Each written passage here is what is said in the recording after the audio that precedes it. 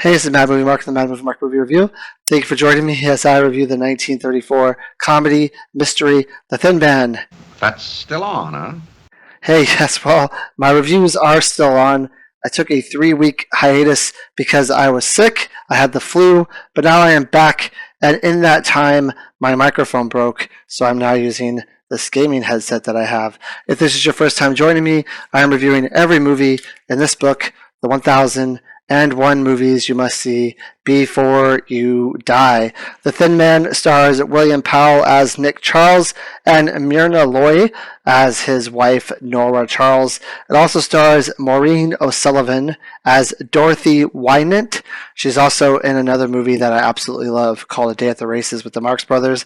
And she was the mother of Mia Farrow, who was an actress and at one time was married to old Blue Eyes Frank Sinatra. Now, this movie reinvented the detective genre that was once seen as grim, lonely, and humorless. This movie is definitely supposed to be funny. It does have some pretty funny moments. Nick Charles, who is the star of this movie, he is the retired detective who comes out of retirement to solve a case. He is seen as witty, wealthy, he is semi-retired, he solves murders almost accidentally between cocktails and dinner parties, and we'll talk about that a little bit later. It helped create the light detective comedy or mystery. Nick and Nora became the gold standard for on-screen couples. In fact, I think there were like 5 or 6 additional movies made after this. I have seen After the Thin Man, which I thought was actually a little bit better than The Thin Man, but I think there's like 5 or 6 sequels to this film. They were equal partners, not boss and wife or comic nag stereotype, which you saw a lot of before this film came out. Not only were they equal partners, but Nora was actually like the sort of breadwinner kind of the family, and Nick was someone who he's semi-retired, but he's also living off the wealth of his wife, which I don't think you also saw a lot of back then. They always teased each other with sharp wits, and they enjoyed being married, which is also not something you saw all the time in the 1930s when it came to movies. This blended comedy, romance, and crime seamlessly, and it was a major box office hit that of course launched the franchise that I talked about earlier. This movie was also nominated for Best Picture at the Oscars.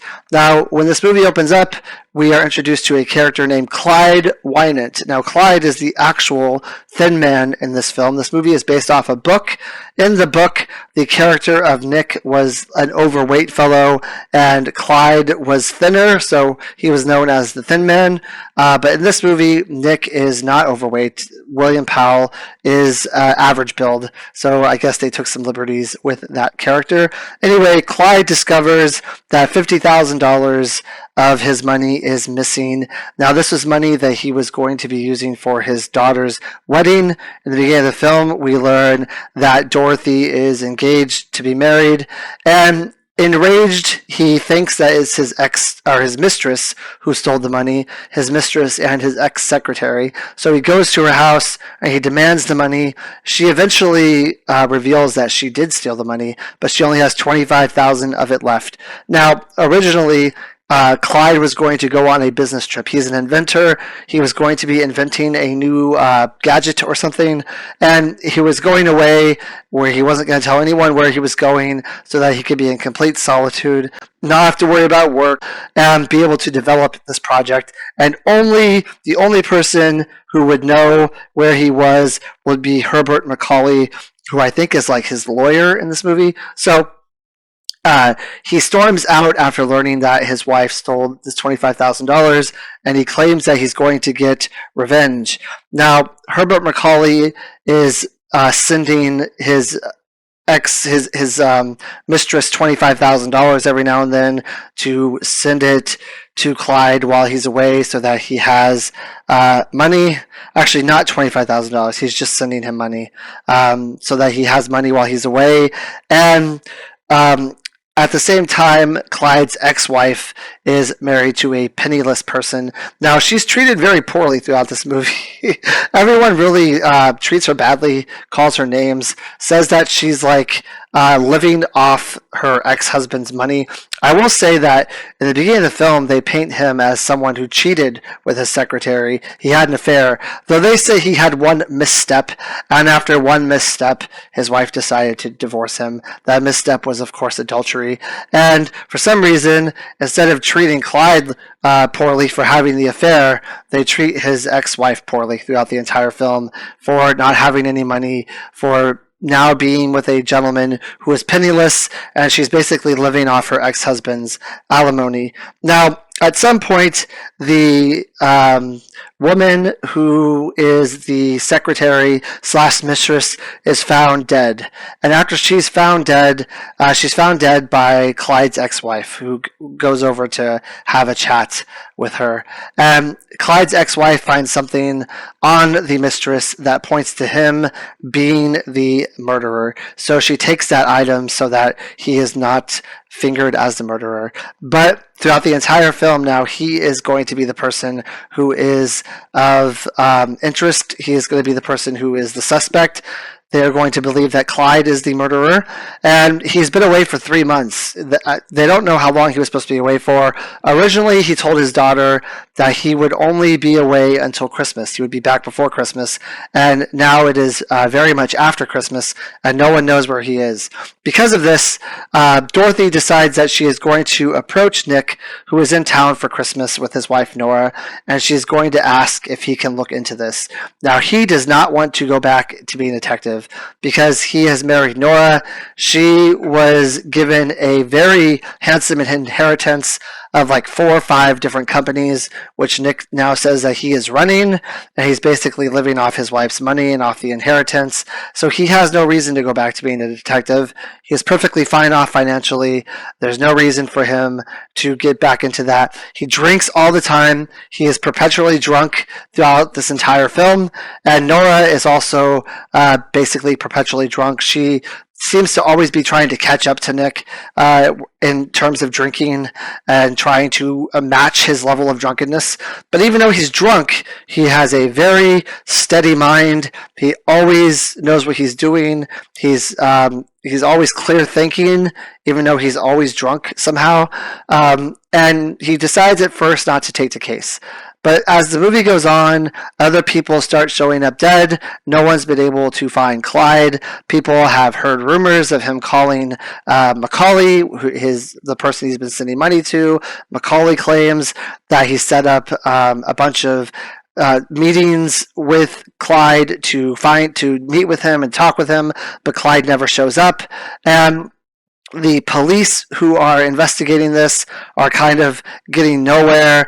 They're asking Nick if he can help, if they can work together, but it really is going nowhere. There's a point where Nick kind of gets involved in this, where he has a gun that Dorothy gave him, and they think maybe the gun was the gun that killed the mistress, but it's really just back and forth, different people being accused of this murder and it going nowhere. And so, excuse me, finally Nick decides that he is going to take up the case and he's going to figure out what happened. So after doing a little bit of sleuthing, he goes to Clyde's business and he finds a body buried under the floor. Everyone believes that this is the body of like another gentleman, but he knows that this is the body of Clyde. So Clyde actually could not have committed the murder because that body has been buried there for like 2.5, 3 months.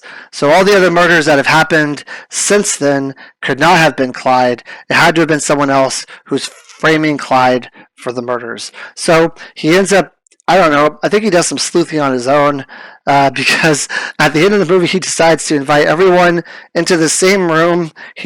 All the principal people who he thinks could have committed this crime, everyone who's close to Clyde, who's close to the mistress, who's close to the ex-wife, excuse me. He invites them all to this room, and he decides to start questioning them to see who ends up giving up the fact that they are the murderer first. So he does basically solve this by accident. I'm not going to say who is the murderer, even though this is from 1934. If this is a movie you want to watch, if you like detective movies with a bit of comedy, then you should watch it. I don't want to spoil who is the person who's the murderer. I will say it does seem like it's completely by chance. He really had no idea who it was, and they just give up themselves at the end of the movie, basically. That's the synopsis. There's a lot more that goes on. Obviously, there's a lot more characters and character development and people thrown into the fray. That was just kind of an overview of everything that happens. So with this movie, I thought it was pretty good. I really did not like Maureen O'Sullivan, who played Dorothy. I thought she was a really bad actress, if I'm going to be perfectly honest. Every scene she was in, I thought was painful to watch. I just didn't believe her. I thought she overacted a lot. I just wasn't about it. I wasn't a fan of Dorothy Whodunit, who played the daughter. Now, Nick and Charles, I do think they have great chemistry together. They play off each other really well. You can tell they really love each other, that they have fun with each other. They love being with each other. They are a happy couple. This is like basically the kind of couple that most people wish to be. This is the kind of relationship that people want to be in, where they can make fun of each other, they can have serious moments, they can show moments of love and laughter, and it really is a very great relationship that they have. I was very turned off. This is the same with the second movie, which is After the Thin Man, where he is perpetually drunk throughout the entire film, but he still has a clear thinking mind and a clear thinking head and is able to reason. Is not something that I'm a huge fan of. I don't think it portrays alcoholism correctly, at least not the alcoholism that I grew up with. I don't like movies that portray alcoholism as funny or as it's not a big deal or it's just something that you can do casually all day without any real side effects. There is a point in this movie where there is a guy who's drunk and he's very emotional and he wants to call his mom for New Year's. And I think that's a good depiction of what being inebriated can be, but I just don't think it handles it very well. Now, of course, this is the 1930s. This isn't like Leaving Las Vegas, where it shows like that dark side of alcoholism. But I don't know.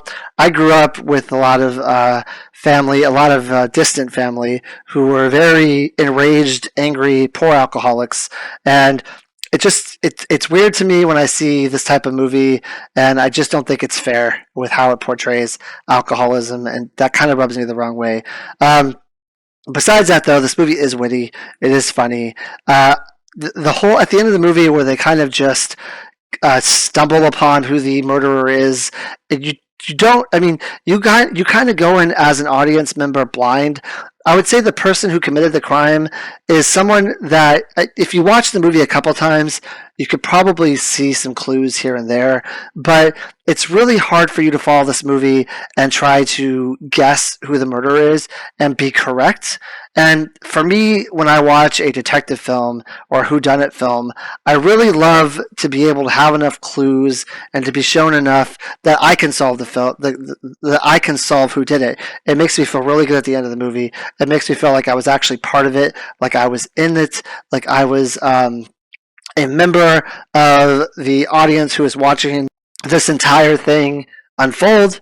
And when it's at the end, when it just kind of comes together out of nowhere and it's really no one that you expected, it really loses a lot for me.